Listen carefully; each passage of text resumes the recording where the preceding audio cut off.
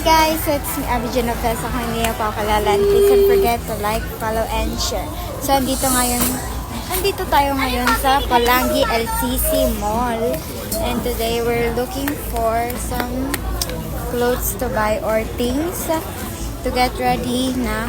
Kasi nga, magpapasok ka na naman guys. June 8 ang pasokan. So, dito kami, naghahanap-hanap kung ano ang pwede mabili. Uniform na uno. Look guys, meron dito mga badminton. Ayan, shuttlecocks.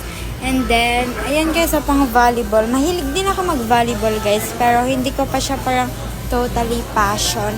Sa badminton naman guys, marunong ako. Kumbaga marunong lang ako pero hindi ako talagang magaling. O, diba? Ang galing. Ang ganda guys. Oh my god, ay hindi ka gaganyan.